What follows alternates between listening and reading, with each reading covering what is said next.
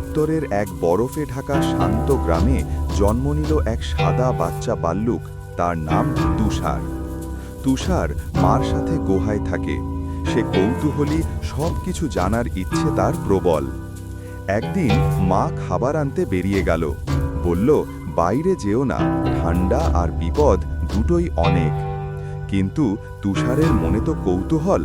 সে ভাবল, একটু বাইরে তাকিয়ে এলেই বা ক্ষতি কি। সাবধানে পা ফেলল বরফে। একটার পর একটা পায়ের ছাপ পড়ে চলেছে বরফে। চলে এলো হিমঝর্ণার ধারে। পানির ওপর জমে আছে সাদা বরফের চাদর।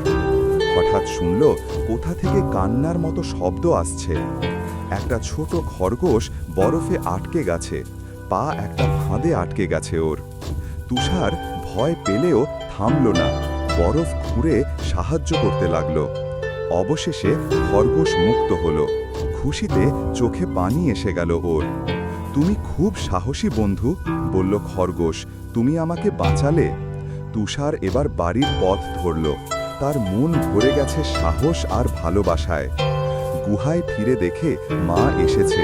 মায়ের চোখে ছিল উদ্বেগ, কিন্তু কাহিনী শুনে গর্বে ভরে গেল মন।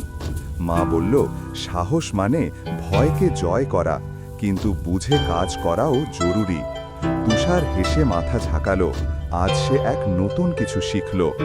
তুষার এখন বুঝেছে, সাহস একা কাজ নয়, সাহায্য করাই সত্যিকারের শক্তি। আজ সে একজন খরগোশের জীবন বাঁচিয়েছে। এটাই তার জীবনের প্রথম ভালো কাজ। সত্যিকারের সাহস হলো ভয় পেয়ে থেমে না যাওয়া আর হৃদয়ের ডাকে সাড়া দেওয়া।